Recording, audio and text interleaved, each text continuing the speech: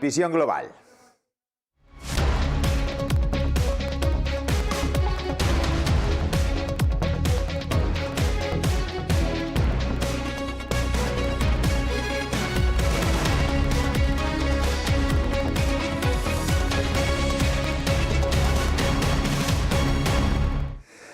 Hola, buenas tardes. Comenzamos hablando de que el paro baja en 129.378 personas. En mayo es su mayor descenso mensual desde 1996 y pone fin a 2 meses consecutivos de ascensos. El volumen total de parados alcanza 3.781.250 desempleados, su cifra más baja desde finales de verano pasado. En términos desestacionalizados, la bajada es de 29.400 personas. Sin embargo, esa cifra de 3,78 millones de parados aún está lejos de los niveles prepandemia. En febrero de 2020 había 535.203 parados menos. Y ojo a la comparativa respecto a mayo de 2019, porque hay 701.759 parados más. Con todo, el paro en mayo desciende en todo el país y en todos los sectores y destaca la bajada del desempleo juvenil. Aún así, hay que tener en cuenta que estos datos no incluyen a los trabajadores con suspensión de empleo o reducción horaria por los ERTE. 542.142 personas continúan en regulación temporal de empleo, 95.439 menos que en un mes antes. Así ha valorado estos datos Lorenzo Amor, presidente de ATA. Los datos de paro y afiliación del mes de mayo son muy buenos datos. Unos datos que están en consonancia con lo que suele ocurrir un mes de mayo fuera de situación de pandemia. La finalización de las limitaciones, de las restricciones, han hecho que crezca el empleo, se reduzca el paro y además crezca el número de emprendedores y el número de autónomos. El tejido empresarial vuelve a contratar ante esta nueva situación que estamos viviendo, donde está habiendo un rebote del consumo y la demanda, pero también donde miramos con perspectiva y esperanza la temporada estival que... Valentín Bote, director de Randstad, explica que estas cifras tienen un elemento de dopaje. De afiliados tienen un elemento de dopaje, si nos permitimos la terminología deportiva, y es que tenemos 542.000 personas contabilizadas como afiliados, pero que están en ERTE todavía. Bote también señala que, aunque la cifra es buena, la evaluación es muy diferente si se compara con mayo del 2019. Mensual muy positivo, pero si miramos la foto fija de hoy y la comparamos con la foto fija de mayo de 2019, por ejemplo, estamos mucho peor. Estamos mucho peor porque el nivel de desempleo es mucho más elevado. Bueno, hay que recordar que poco antes de la crisis estábamos ya hablando de en qué mes de esta primavera pasada, de 2020, en qué mes íbamos a bajar de los 3 millones de parados. Y ahora estamos otra vez en cifras de en torno a 3.700.000 parados. El otro dato clave del mercado laboral en mayo es el de afiliación. En el quinto mes del año se suman 211.923 afiliados y el total alcanza los 19.267.221, es decir, supera los 19,25 millones de febrero del 2020, antes de la pandemia. No obstante, hay que recordar que la cifra es todavía inferior al último mayo normal, el del 2019, cuando había unos 280.000 afiliados más. La Fundación de Estudios de Economía Aplicada, FEDEA, advierte en un estudio de que los expedientes de regulación temporal de empleo ERTE, aunque han ayudado a sostener el empleo, suponen un dopaje económico del mercado de trabajo que no es sostenible en el tiempo, tanto fiscalmente como desde el punto de vista de la eficiencia económica. Eso sí, hay que tener en cuenta que esto va a perjudicar en el tiempo a la economía española.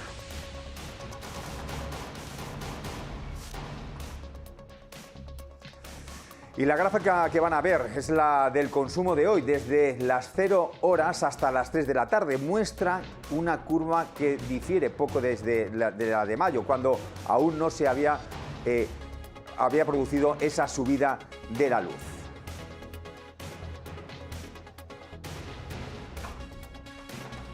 Hombre, yo creo que va sin duda en la dirección correcta.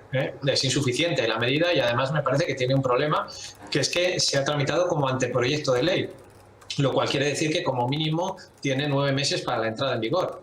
Suponiendo que lo aprobara el Congreso y Senado, ya sabemos que las mayorías parlamentarias ahora son bastante ajustadas. Pues eso. Ahora, ya digo, hay mucha incertidumbre sobre la aprobación de la medida y sobre el tiempo que vamos a seguir estando así, porque claro, es que la situación del recibo de la luz en un momento tan delicado para la economía en general, que esté en estos niveles tan altos, pues es realmente preocupante, ¿no? Y yo, la verdad es que dudo que el gobierno pueda aguantar la presión durante 9 meses sin tomar medidas ahí. Y el Banco Central Europeo alerta de los riesgos para la estabilidad y la independencia en caso de no emitir una moneda digital. En un informe, la entidad ha señalado que la no emisión de una moneda digital socavaría la capacidad de los bancos centrales para cumplir con su mandato monetario y con su papel como prestamista de última instancia. Desde hoy, miércoles 2 de junio, ya se puede acceder a la atención presencial en oficinas para elaborar y presentar la declaración de la renta de 2020, siempre que se haya solicitado cita previa de acuerdo al calendario de la agencia tributaria. La campaña de la renta y patrimonio de 2020 arrancó el pasado 7 de abril para la prestación de las declaraciones a través de Internet, tanto con el programa Renta Web como la aplicación móvil de la agencia. La Comisión Europea recomienda a España que mantenga una política fiscal prudente en 2022 debido a su elevada deuda pública, que alcanzó este año el 120% del PIB, y que utilice las ayudas europeas del Fondo de Recuperación para financiar inversiones adicionales. En Alemania decepcionan las ventas minoristas del mes de abril, cuando se esperaba una caída del 2% y finalmente las ventas retrocedieron un 5,5%. Según la Oficina Estadística del país, es muy probable que el freno federal de emergencia de la segunda quincena de abril y la Semana Santa del mes de marzo han sido las principales razones de esta evolución. Y abrimos página empresarial. Mercadona ha cerrado un preacuerdo con el fondo israelí MDRS para la venta de 27 de sus supermercados en España por más de 100 millones de euros, aunque por el momento se quedará con ellos en régimen de alquiler.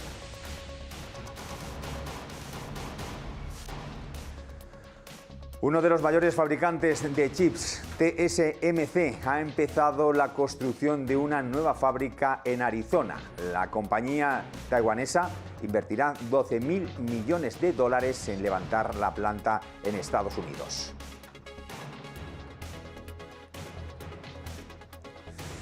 Son los más prematuros los que más rápido consiguen amasar enormes fortunas. Son los millennials y también multimillonarios.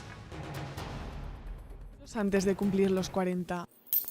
Entre las mayores fortunas del planeta hay 100 millennials, una generación que abarca los años 1981 y 1996. ¿Quiénes son? Mark Zuckerberg, fundador de Facebook, 37 años. Es la quinta persona más rica del mundo. En 2021 su fortuna alcanza los $97.000 millones netos. Zuckerberg arrancó la red social con solo 19 años mientras estudiaba en Harvard. Su exitosa empresa le ha llevado a ser el millennial más rico del mundo.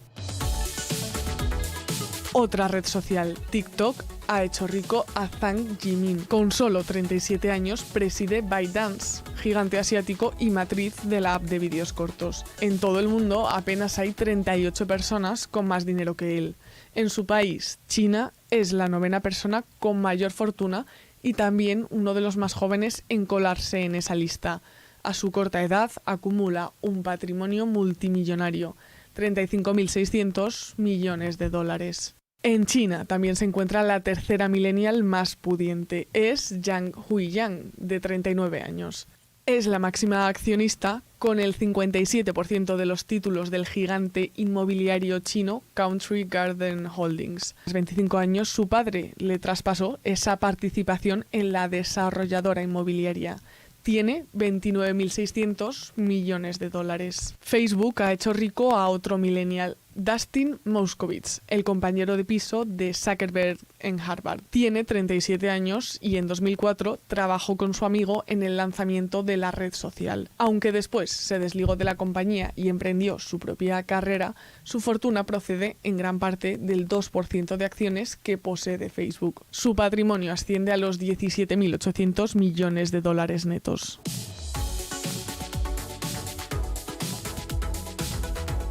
Otra red social vuelve a ser la fuente de dinero de otro millennial, el quinto más rico del planeta, con 17.800 millones de dólares. Es Su Hua, el creador de Kuaishou, la red social de vídeos cortos competencia de TikTok. La compañía ha salido a bolsa este año y ha sido una de las mayores OPV del sector tecnológico. Este multimillonario chino tiene apenas 39 años.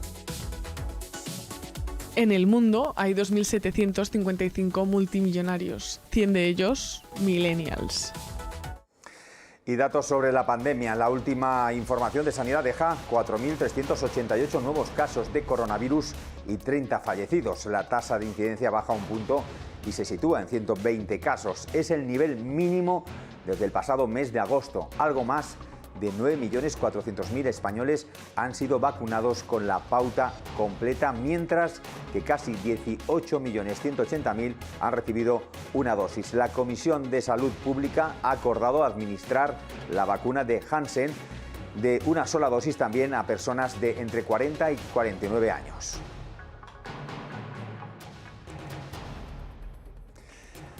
Y es hora de conectar con México con nuestro compañero José Ricardo Rangel.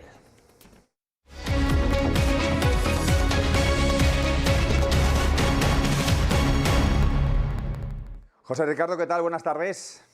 ¿Qué tal? Muy buenas tardes, Manuel. Muy buenas tardes, amigos. Oye, pues qué noticias. Ya no sé si ser millonario o que me pongan la vacuna. Es que cuando uno está a ese límite. Oye, pues rápidamente te comparto la información de los mercados del día de hoy. Estamos en terrenos positivos en el índice de precios y cotizaciones y principalmente pues tenemos un mix, lo que es la parte industrial, la parte de consumo que lo lidera Liverpool, 3.18, Alfa 3.61 y la industria de extracción y la construcción que es Peñoles y Cars con 2.42 y 2.11 abajo. Y es importante, fíjate todo lo que hemos avanzado en este tiempo del crecimiento que ha tenido la industria del cemento. Cemex 3.34 abajo y Grupo Cemento de Chihuahua 2.22 abajo, seguido por la financiera Banbajío de 1.17 financiera, el Banco del Bajío. Y bueno, pues vámonos con nuestro invitado de lujo, por favor, Manuel. Don Ángel García Lascurain, ¿qué tal? Buenas tardes. ¿Qué tal, Manuel? Muy buenas tardes. Gracias por estar con nosotros aquí en Negocios Televisión. Bueno, le quería hacer una pregunta muy sencilla. ¿Qué es el Instituto Mexicano de Ejecutivos de Finanzas? Con mucho gusto. Somos una organización gremial. Estamos cumpliendo 60 años el próximo mes de septiembre y agrupamos a los directores de finanzas de las principales empresas del país a nivel nacional.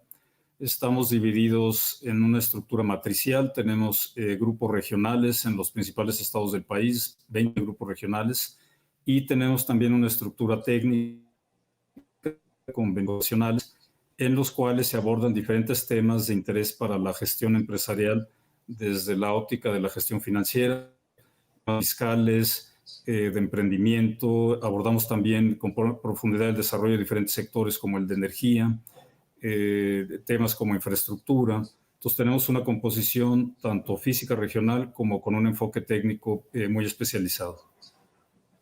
Maestro Ángel, la parte que comenta sobre todo de los comités, importantísimo este carácter, cada uno pues se está moviendo de forma muy individual y están poniendo mucho punch. Platícanos un poquito de estos comités, por favor. Sí, son 21 comités técnicos. Tenemos varios comités que se enfocan en el análisis de la economía mexicana, un comité de estudios económicos, agrupa a cerca de 40 economistas muy reconocidos a nivel nacional, y ahí se lleva un análisis, se lleva a cabo un análisis de la coyuntura económica de México con proyecciones de las variables de Producto Interno Bruto, inflación, tasas de interés, etcétera. Tenemos un comité del indicador IMEF que encuesta empresas a nivel nacional. Es un indicador que nos permite mostrar la tendencia, predecir la tendencia de corto plazo de la economía en el sector manufacturero y el no manufacturero. Recientemente instalamos, en colaboración con el INEGI, es el Instituto Nacional de Geografía y Estadística, un comité para el fechado de ciclos de la economía de México, que en breve comenzará a emitir información que permitirá precisamente medir la duración de los periodos de auge y de recesión de la economía, y varios otros comités, como decía, enfocados en temas de gestión empresarial, un comité de estudios fiscales, tenemos comités de intermediación financiera, de capital humano, de dirección estratégica, de emprendimiento, entre varios otros. Ángel, la parte, sobre todo, acaban de salir las cifras de crecimiento económico, de perspectivas de crecimiento económico de México. ¿Cuáles son los principales riesgos que está observando el IMEF en este crecimiento? Bueno, nosotros estamos viendo en los indicadores más recientes que ya hay una clara recuperación conforme estamos regresando a la actividad más plena después del distanciamiento impuesto por la pandemia. Estamos viendo ya un crecimiento positivo este año superior al 5%. No obstante, seguimos viendo riesgos importantes en la economía mexicana, riesgos. El crecimiento se está dando fundamentalmente por el rebote después de la suspensión de actividades por la pandemia y por la vinculación con Estados Unidos. Los sectores que más están creciendo son aquellos que están vinculados principalmente a la exportación, la industria manufacturera, el sector de autopartes, automotriz en general, pero la economía doméstica, más allá del efecto del rebote que comentaba, continúa en niveles muy deprimidos. El consumo sigue por niveles muy inferiores a los que teníamos incluso previo a la pandemia, por el impacto que esta tuvo sobre la generación de empleo. Más de 1 millón de empresas cerraron en el país durante la crisis y esto pues no ha sido recuperado todavía a nivel nacional. Tenemos una caída importante también de la inversión privada, producto de condiciones en general de incertidumbre por la situación económica, política que está viviendo el país. Proyectos de inversión se han detenido y en general la demanda interna, más allá del rebote a partir de la reactivación, continúa en niveles muy deprimidos. Entonces la recuperación está vinculada con el comercio exterior y la vinculación con Estados Unidos principalmente. Ángel, hace casi 2 semanas salió un estudio sobre precisamente esta pobreza, esta calidad del empleo que se está dando. Platícanos sobre esta necesidad de tener un empleo de calidad. Sí, bueno, los datos más recientes también nos muestran que el impacto de la crisis, de la recesión sobre los niveles de pobreza fue muy duro. Está aumentando la pobreza en el país a un ritmo acelerado. Es una situación que nos preocupa de manera muy profunda en el IMEF. Nosotros hemos hecho votos porque se recupere la capacidad de crecimiento de mediano plazo de la economía.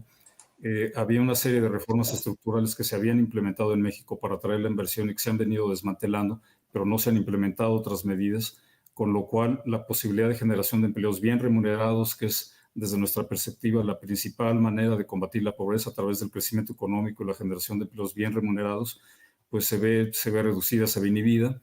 Y en el mediano plazo nos preocupa que más allá del rebote inicial que tendremos, que ya mencionaba yo antes, hayamos perdido capacidad de crecimiento económico hacia adelante. La parte sobre todo de infraestructura, que es, ahorita que estábamos platicando sobre este pues, repunte de ciertas empresas en el sector construcción, ¿cuál es la visión del IMEF respecto a la infraestructura? ¿Hay proyectos que vayan a ser sustentables en el largo plazo?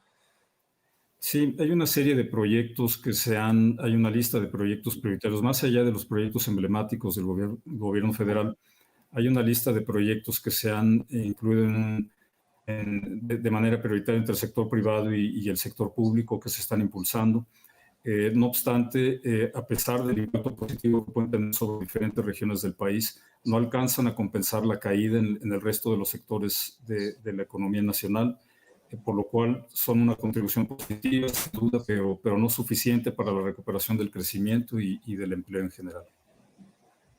Manuel, creo que tienes una pregunta, ¿no? Así es, don Ángel, quería preguntarle, ¿existe ahí en México algún programa de apoyo empresarial, como por ejemplo aquí en España, como son los ERTE?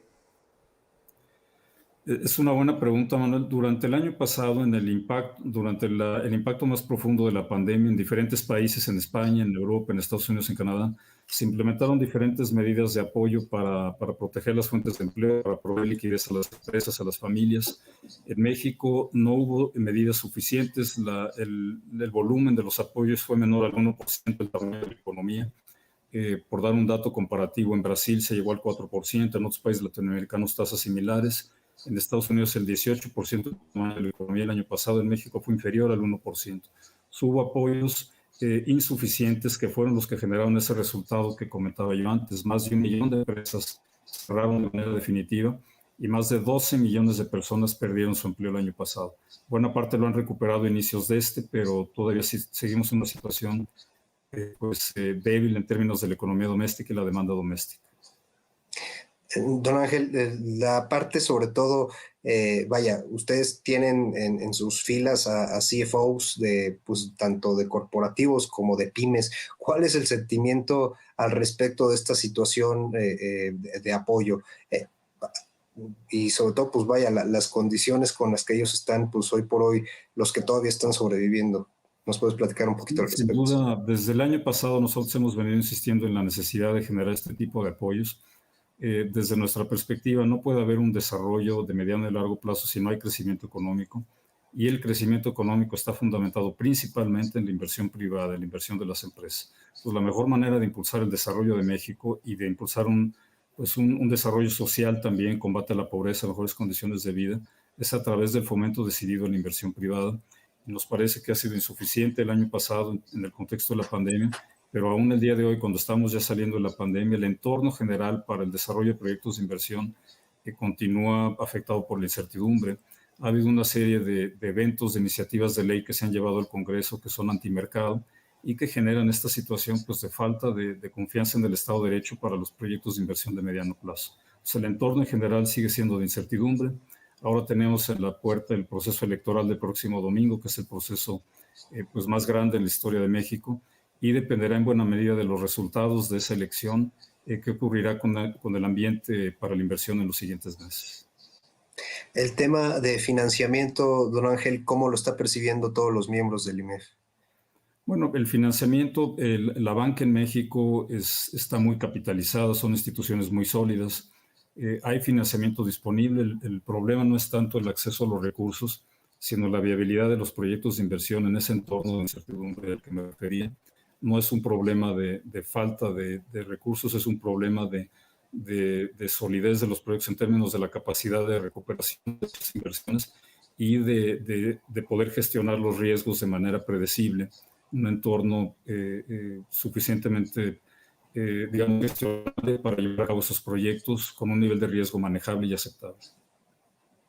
Don Ángel, y finalmente la parte importante de toda esta trascendencia a las nuevas generaciones, ¿cómo están percibiendo el IMEF la parte universitaria y en todo este contexto post-pandemia referente a la educación financiera? Sí, qué bueno que lo preguntas. Dentro del instituto tenemos un capítulo que le llamamos IMEF Universitario. Tenemos vinculación con más de 90 universidades a nivel nacional, públicas y privadas.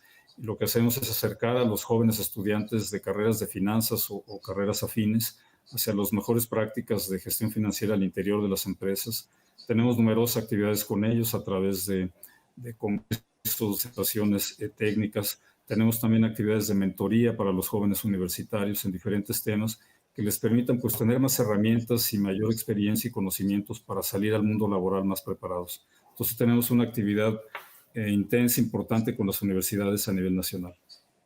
Perfecto, don Ángel. Pues muchísimas gracias de verdad por su tiempo y darnos todo este contexto de la labor que está realizando día a día el IMEF y que sigue integrando a todos los ejecutivos de finanzas aquí en México. Manuel, no sé si tienes otra pregunta.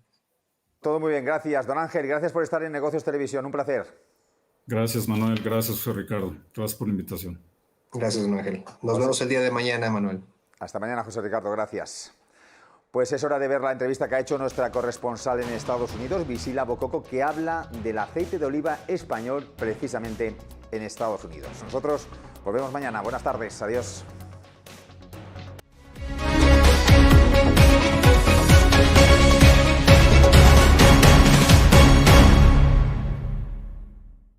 Bienvenidos a Visión Global. Estoy súper feliz porque hoy vamos a hablar del aceite de oliva, que no me puede gustar más. Y estamos aquí con Fernando Ortega, que nos va a hablar de I Love Aceite. Ya el nombre ya lo dice todo. Así que bueno, bienvenido Fernando, ¿cómo estás? Muchísimas gracias y bueno, encantado de estar contigo y poder compartir nuestra experiencia desde este territorio tan inhóspito como es Texas, ¿no? Que todo el mundo piensa que está lleno de cowboys y demás y no es así, pero bueno, es divertido, es divertido.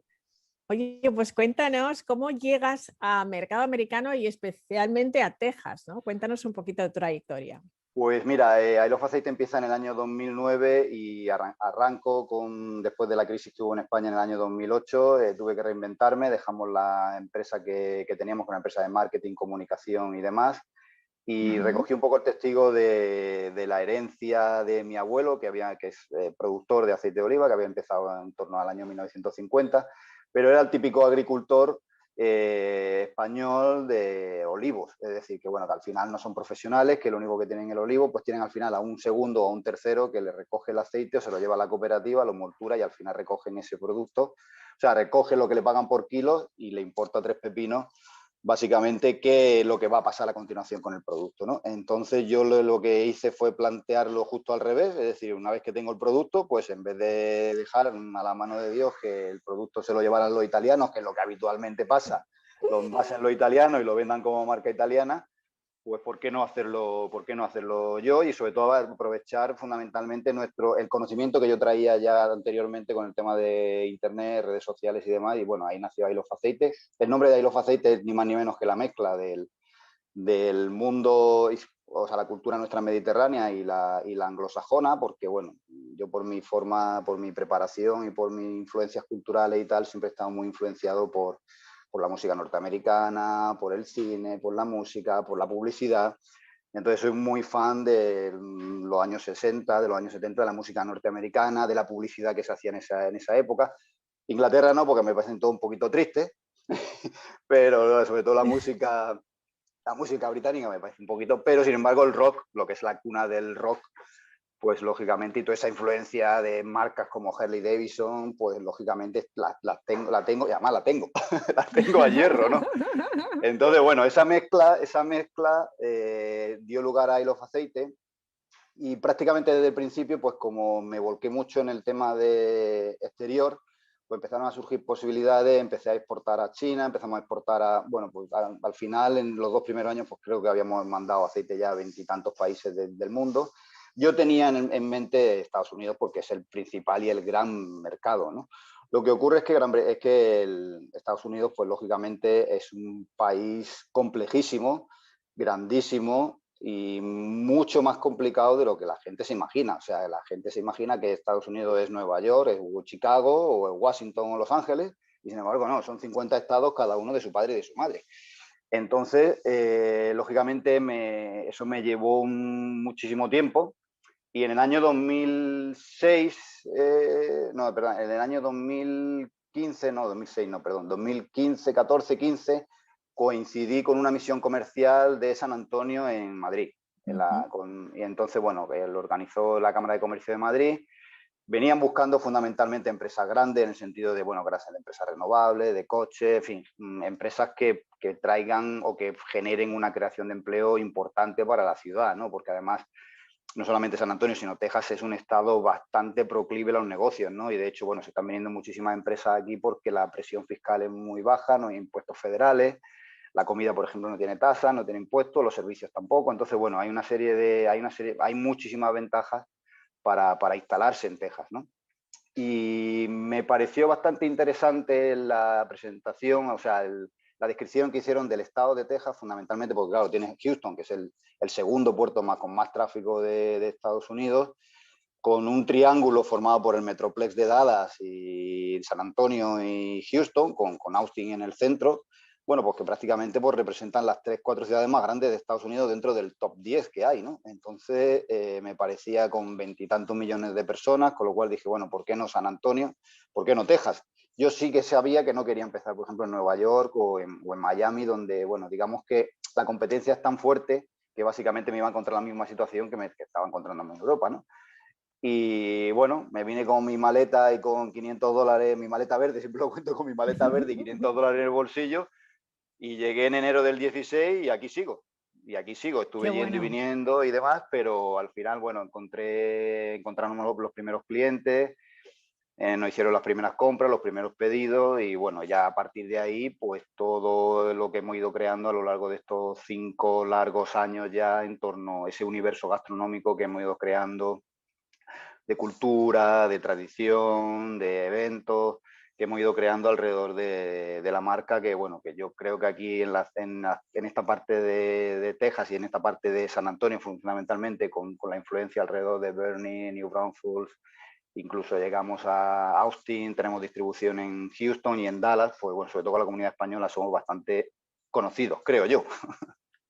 ¿Y cuál es la misión exactamente de I Love Aceite? Porque no es solamente vender aceite, es más. Claro, exactamente. Bueno, yo vine aquí porque yo lo que quería era vender mi aceite, básicamente. Y sin embargo, cuando te instalas aquí y te das cuenta de las oportunidades de negocio que hay, al final lo que haces es cambiar un poco tu objetivo y lo que quieres es introducir un poquito de tu cultura milenaria en esta cultura de frente a la Mediterranean Diet, es decir, digamos la dieta mediterránea hasta la West Diet, que es la que está implantada aquí en Estados Unidos. Entonces lo que hace es intentar cambiar un poco los hábitos alimenticios. Aquí hay un problema de sobrepeso evidente y cuanto más al sur, más evidente es todavía. Entonces yo vi una oportunidad de enlazar, porque efectivamente es así, un producto tan sano, con unas propiedades tan beneficiosas para la salud, que por qué no intentarlo y por qué no al final presentar I Love Aceite como un estilo de vida. Un estilo de vida que se preocupa por cuidar por tu cuerpo, por tu piel, por tu pelo, por tu corazón, por tu presión arterial.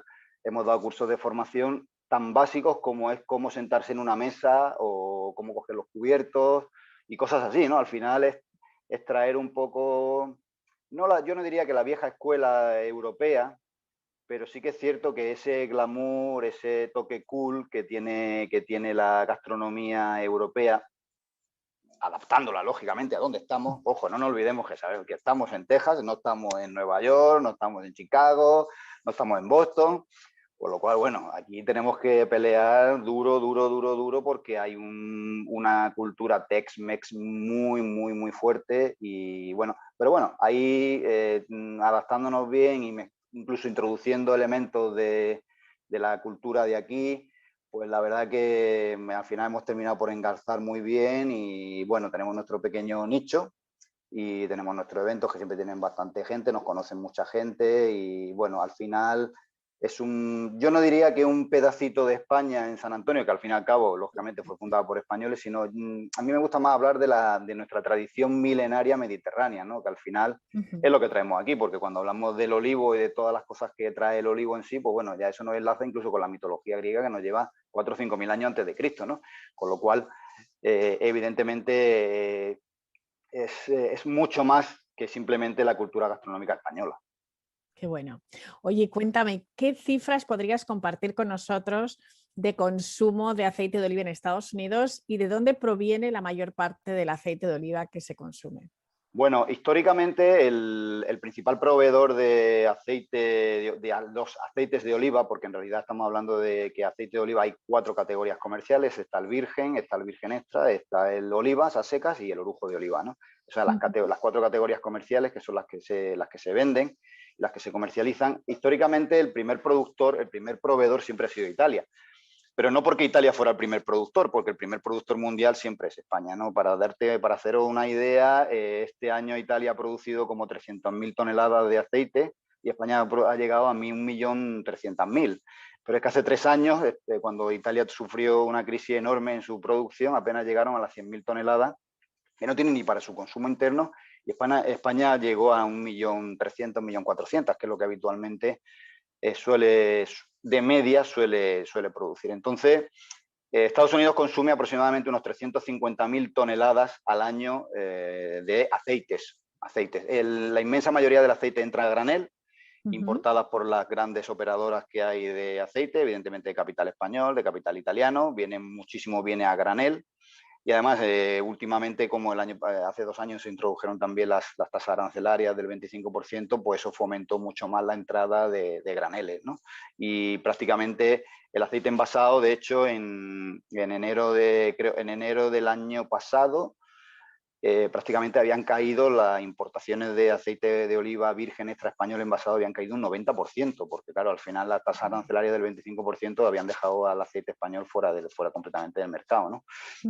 Entonces, esas 350.000 toneladas, pues bueno, al final representa pues que cada americano consume menos de medio litro por habitante y año, en comparación, por ejemplo, con Grecia, que consume una media de 16 litros por habitante y año, o España, que no es que sea el mejor país del mundo, pero al final la media está en torno a 10 litros y medio por habitante y año de consumo de los diferentes aceites. No podemos hablar de una categoría comercial, aunque sí que es cierto que la categoría comercial que predomina en Estados Unidos es el aceite de oliva virgen extra, con origen fundamentalmente italiano, marroquí, egipcio, tunecino, evidentemente español, griego, hay de Uruguay, hay de Argentina, incluso de México, y hay una pequeña producción, muy poquita, aquí en Texas, que es muy poquito lo que producen, y en California. Digamos que eso sería un poco el panorama del mercado norteamericano, que fundamentalmente está en manos de las 2-3 grandes operadoras internacionales que hay, con marcas italianas o italianizadas, pero que si coges la etiqueta y das la vuelta, pues ahí vienen todos los orígenes de todos los aceites que meten, y bueno, en alguna te puede llevar una sorpresa porque vienen hasta 12 países diferentes en una sola botella, ¿no?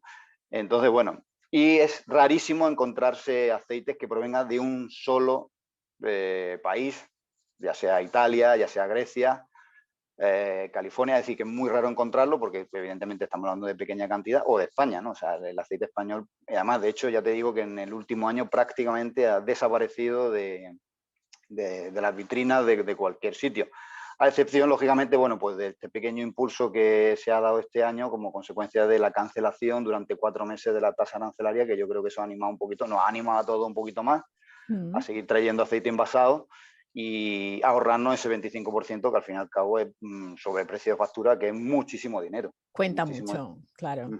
Sí, sí, ¿Y sí. qué desafíos te has encontrado para introducir tu marca, estar en contacto con los distribuidores? O sea, ¿cuál ha sido tu aventura desde el 2016? Pues tendría para escribir varios libros, como aquel que dice, ¿no? Pero lo principal, yo creo que el mayor desafío es tener el sistema en tu cabeza.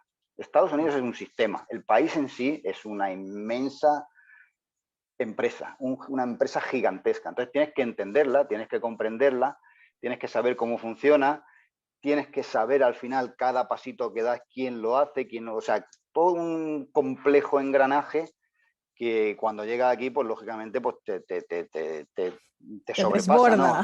Y aquí, como dicen, overwhelm. O sea, esto es un desmadre tremendo, ¿no? Y dice, bueno, es imposible que yo sea capaz de algún día de entender este complejísimo sistema, que además luego se divide en estructura federal, en estructura estatal, es decir, todo lo que es la administración federal, la administración estatal del estado en sí, más luego lo que tiene que ver con el county o con la ciudad, ¿no? Y una complejísimas normas de importación, de exportación, si FDA, si no sé qué, si no sé cuál, agencias por todos sitios, o sea, es muy complejo, es muy complejo. Entonces, al final, entender el sistema ha sido el principal desafío. Y luego, tú como persona, entender el sistema que este país te ofrece a título personal. El historial crediticio, las tarjetas de crédito, los puntos, los no sé cuántos, el que no puede alquilar la casa cuando quiera, los visados, en fin, una movida que dice, bueno, al final el carnet de conducir nuevo, no sé cuánto, en fin, toda una serie digamos, consecuencias personales que si no estás en determinados registros no existes, si no tienes un historial crediticio mañana va a pedir una tarjeta de crédito, no te dan tarjeta de crédito, pero mire usted, si es que yo no le debo dinero a nadie, no, es que usted tiene que deberle dinero, es que aquí lo molón, lo cool, es que usted deba, no que no deba, porque eso es lo que no nos gusta, ¿no? Entonces, bueno, ese cambio de mentalidad también ha sido un reto. Y luego, sobre todo, y luego hay una parte que yo creo que eso es lo más divertido de este país, ¿no? Que es que todo el mundo paga por todo, ¿no? Entonces, al final, eso quizás fue lo primero. Y lo primero que aprendí, sobre todo cuando entregué mi primera mercancía y me hicieron un pedido de unos 1.200, $1.300, no me acuerdo, y me dieron un cheque.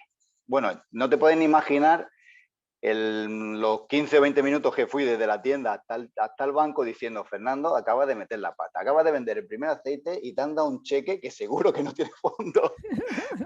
Y cuando llegué al banco me dijeron, no, hombre, no, eso aquí no puede ocurrir, ¿no? O sea, entonces, claro, descubrí que aquí, venta que hace, dinero que cobra. Entonces, el dinero funciona de una manera tan rápida que evidentemente, bueno, pues lógicamente te ayuda a crecer rápido y a tener cash flow y a tener, bueno, es muy diferente, ¿no? Entonces, bueno, esa digamos que es la parte divertida a la que también lógicamente hay que acostumbrarse, ¿no? Porque vienes de un país como nosotros donde está guerreando con todo el mundo, que eso de que te paguen a 30, 60, 90 días, cuando llegas aquí dicen 30 días.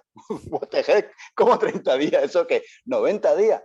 No, o sea, son cosas que son impensables, ¿no? Entonces, bueno, al final, toda esa cultura empresarial que a mí me gusta, pues lógicamente aquí, pues bueno, ha sido otro desafío también, en este caso más fácil de aprender, pero ya te digo, esos dos aspectos, tanto el sistema como luego tu desarrollo personal como casi ciudadano, porque no soy ciudadano, pero casi ciudadano norteamericano, pues también tiene su aquel. Yo creo que lo has explicado genial. Mejor no lo podías haber explicado cuál es la complejidad del sistema en sí, ¿no? Y cuéntanos, para importar un producto aquí en Estados Unidos, ¿qué necesitas? A ver, o sea, mucha gente quiere importar y quieren traer aquí sus productos y sobre todo en el tema agroalimentario tiene claro. sus cosas, ¿no? Sus cosas, efectivamente. Cuéntanos. Bueno, fundamentalmente, cuando una compañía quiere importar o quiere exportar a Estados Unidos, porque vamos a hacerlo en la versión española, tiene que asumir que cada paso que da en Estados Unidos lo hace una compañía diferente. Es decir, el importador no es lo mismo que el almacenista o que el wholesaler o que el distribuidor o que el broker. Son figuras completamente diferentes. Es más, probablemente tu importador que te traiga una botella de vino probablemente será una compañía completamente diferente al almacenista o al distribuidor. Incluso, ya que he citado el vino, que nosotros somos importadores de vino también, incluso tú podrás importar vino a cualquier estado de los Estados Unidos, pero no podrás distribuirlo porque las licencias son completamente diferentes. Además, tendrás que reunir toda una serie de requisitos legales que te piden las diferentes agencias, fundamentalmente la FDA. Tendrás que tener además toda una serie de requisitos legales obligatorios, como es el tema del etiquetado, como es el tema de seguros, como es el tema de algunos registros específicos que tienes que hacer, tanto si es FDA como si es GMO o si es USDA, que es los orgánicos, etcétera, etcétera, etcétera. Si son cárnicos y demás, pues todavía es mucho más complejo, entre otras cosas, porque nosotros no lo hacemos, ¿no? Entonces, tener un agente aduanero es fundamentalísimo, Nosotros trabajamos con diferentes navieras, con diferentes operadoras logísticas, pero al final, tener un agente de aduanas, amigo tuyo incluso, en destino, en este caso aquí en Estados Unidos, te ayuda muchísimo, porque al final también las condiciones de contratación, los Incoterms que apliques a cada una de las operaciones también va a influir muchísimo y es importantísimo la información. Y el agente siempre te va a dar información puntual que no te da la naviera o que no te da la operadora logística. Porque al final, cuando tú estás enviando un producto a Estados Unidos, lo que te interesa es saber dónde está el producto en Estados Unidos, no si está en España o no está en España, porque eso al final tú lo sabes, ¿no? Entonces, tener un agente de aduanas es fundamental, porque además luego él te va a decir a quién tienes que pagarle, si tienes que pagarle al broker, si tienes que pagarle al CFS, si tienes que pagarle al shipper, o sea, porque es un entramado de personas, de empresas y tal, que hay que conocer y sobre todo tener dinero. Es muy importante tener dinero porque todo eso vale dinero. Todo eso vale dinero. O sea, al final no es te mando una muestra o te mando una cajita o te mando no sé qué. No. Es todo mucho más serio, mucho más complejo, caro, difícil y si es posible, antes de realizar cualquier operación, testar el producto. Eso es muy importante también, ¿no? Porque al final uno de los pecados que cometemos los españoles es que creemos o estamos convencidos de que nuestro producto es el mejor del mundo, pero te puedes encontrar luego con la realidad que en el mercado al que vas pues no lo conocen o simplemente no les gusta, ¿no? Entonces, claro, tú haces una inversión enorme y antes de meterte en el mercado porque consideres que tus magdalenas sean las más buenas del mundo, pues mire usted, pues no, porque aquí hay otro tipo de productos y a lo mejor el mercado, como le pasa al mercado gourmet. Texas, hay gente que me pregunta por el mercado gourmet y tal, digo, mira, pues si te vienes por muy alto, muy high-end, pues te diría, no vengas a Texas porque Texas no es ese mercado, no es el mercado ecológico, no es un mercado que todavía esté dentro de esa órbita. Entonces vete a otros mercados como puede ser Boston, como puede ser Nueva York, como puede ser California. Ahora, eso sí, prepárate porque son estados carísimos, ¿no? O sea, que al final prepárate a soltar dinero, a hacer viajes, a pagar a profesionales y porque si no, no se consigue. Lo único que vas a hacer es al final mandar un palé, que un importador lo tenga ahí en New Jersey y en su warehouse y no se va a preocupar nunca más si el producto rota, si no rota, dónde está, dónde no está, porque el importador lo único que hace es traerlo, ¿no? Y al final tú tienes que conocer toda la cadena de distribución, ¿no? Y eso, bueno, en realidad eso fue lo que hicimos nosotros. Al final, para evitar todo eso, por eso nos vinimos aquí, por eso nos establecimos aquí, al final nosotros lo hacemos todo. Pero claro, sí que es cierto que al final tienes que contar con una serie de ayuda técnica fundamental y más luego todos los registros previos que tú tienes que tener, ¿no? Dependiendo de lo que quieras importar. Entonces, bueno, es todo un proceso largo y laborioso, pero bueno, al final hecho uno, hecho todos, ¿no? Pero bueno. Oye, cuéntanos, ¿qué es Vagamundos? Bueno, eso no tiene nada que ver con los aceites. Sí, ahora vamos a ir un poco a ti como persona. Bueno, pues Vagamundos es ni más ni menos que mi seudónimo o mi nombre artístico, como quieras llamarlo, con el que empecé a escribir allá por el año 2002, 2003, cuando creé mi primer blog, cuando había estallado las burbujas.com y todas esas cosas. Solo quedaron en el mercado pues el ocio para adultos y algún descarriado más, ¿no? Entonces, bueno, yo me acuerdo en aquella época que me integré en un grupo de emprendedores y de empresas tecnológicas en el año 2002, creo, en Madrid, Thursday, y bueno, ahí descubrí todo el mundo 2.0 que se hablaba en aquella época, ¿no?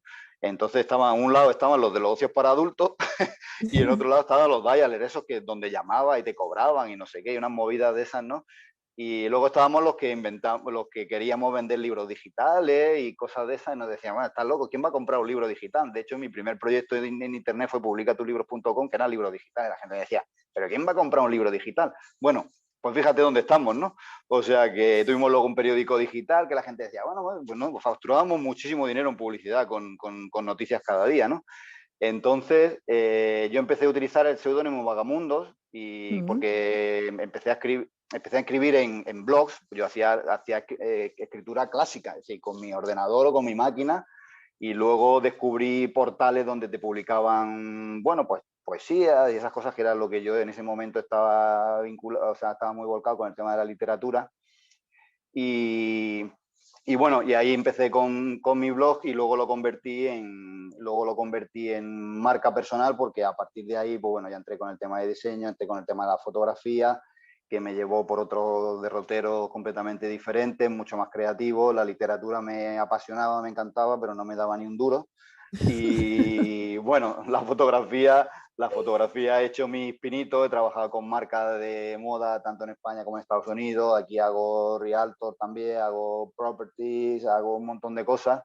Y creo que la semana que viene voy a tener mi propio estudio ya también de fotografía. Entonces, bueno, ahí todo va en relación a la parte creativa personal mía, ¿no? Entonces, bueno, Vagamundos es el fotógrafo, es el escritor, es el que yo ya lo traigo, porque como soy abogado de profesión, pues claro, yo llevaba muchísimos años escribiendo artículos en fin, porque me pedían de diferentes medios y tal, estaba especializado en derecho de tráfico, pues colaboraba con medios de comunicación, escribía muchísimo, y bueno, y porque siempre me ha gustado, la verdad, leía muchísimo y bueno, entonces escribía mucho también, ¿no? Entonces, pero sin embargo, llegó un momento en que la parte creativa me pareció mucho más interesante, o sea, mucho más potente visualmente la fotografía y un día alguien me dijo, oye, me gustan tus fotografías, ¿por qué no haces unas fotos para una marca de ropa? Y ahí empecé. Y bueno, tengo ya varias exhibiciones hechas y varias colecciones y bueno, la verdad que aquí he hecho también, aquí en Estados Unidos ya he tenido varias exhibiciones. Estoy integrado en una plataforma internacional de autores con una corredora, aquí le llaman, no sé, ¿cómo es? Corredora, en España se llama corredora. Bueno, básicamente una Curator, una curator.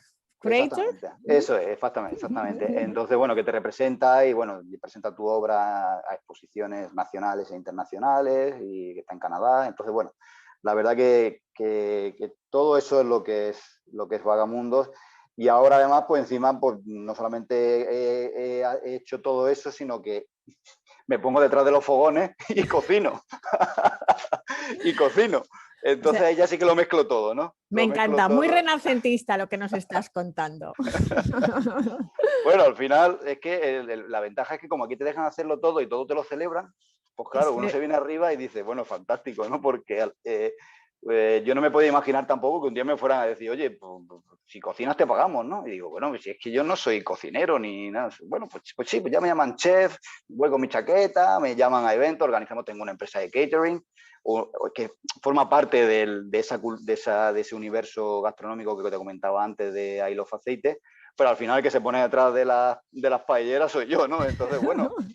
Y entonces, bueno, pues al final también es creatividad y porque he tenido que aprender mucho pero lo más bonito de todo eso es que al final, como te decía, pues la gente te lo celebra con un cariño, con una sinceridad, digo, joder, aquí lo único que te falta es que te tiren cohetes, ¿no? O sea, porque es que la gente, ya te digo, yo no sé si porque están faltos de cariño o por qué, pero al final te lo agradecen muchísimo y cualquier cosa auténtica que tú le ofrezcas con sinceridad, con autenticidad, lo valoran muchísimo, te lo pagan muy bien, o sea, también, y te lo pagan, o sea, no es que la gente te regate, sino que te lo pagan y te lo pagan muy bien. Pero, joder, el trabajo merece la pena. Porque supone un reconocimiento al esfuerzo que tú estás haciendo y ellos te preguntan, ¿en España? ¿Qué haces aquí en España? Entonces les cuentas la aventura y tal y cual, no sé qué. Algunas veces fantasea un poquito más, pero bueno, como esto se lo creen todo, pues tú ahí tiras de imaginación y para adelante, ¿no? Pero sí, es todo eso al fin y al cabo, bueno, pues lo que soy yo, ¿no? Entonces, bueno, claro. Pues mañana me llaman para una paella, me llaman para hacer una foto, hago fotos, para vender vino, hacer degustaciones de vino, de aceite, todo. O sea, entonces, bueno, pues todo eso es lo que te permite este mercado, ¿no? Que es tan variado y tan enorme y con tantas oportunidades que si vienes con ganas de currar, pues tienes para aburrirte. O sea, algunas veces llega a tu casa reventado y dices, ¡ay, Dios mío! No me gustaría trabajar tanto, pero bueno. Oye, para concluir, que además me parece que ha sido súper interesante y que has hecho pues una representación de lo que realmente es la sociedad americana y cómo funciona. ¿Cómo ves tú el futuro, no solamente del mercado del aceite en Estados Unidos, sino en general de los productos españoles en este mercado? Yo diría que está todo por hacer. Desgraciadamente, nosotros tenemos una gastronomía, tenemos unos productos brutales. O sea, yo creo que no hay ningún país del mundo que elabore productos de la calidad que se hace en España, eso sin ningún género de duda. Yo no tengo no me duelen los anillos, ni se me caen los anillos diciendo que eso es así y probablemente seamos el país que tiene unos niveles de calidad, de seguridad alimentaria por encima de la media mundial de todo lo que yo conozco, que son una pila de países ya, y 4 continentes, de los 5 o 4 que conozco ya. Pero, desgraciadamente, mi opinión personal es que los productos españoles en Estados Unidos son prácticamente invisibles. invisibles, invisibles. ¿Por qué? Primero porque cada pizzería se convierte en una embajada de Italia en donde esté. Sin embargo, eso no pasa con los productos españoles. Hay muy poco emprendedor gastronómico español en Estados Unidos. Es complicado porque efectivamente es muy complicado, se requiere tiempo.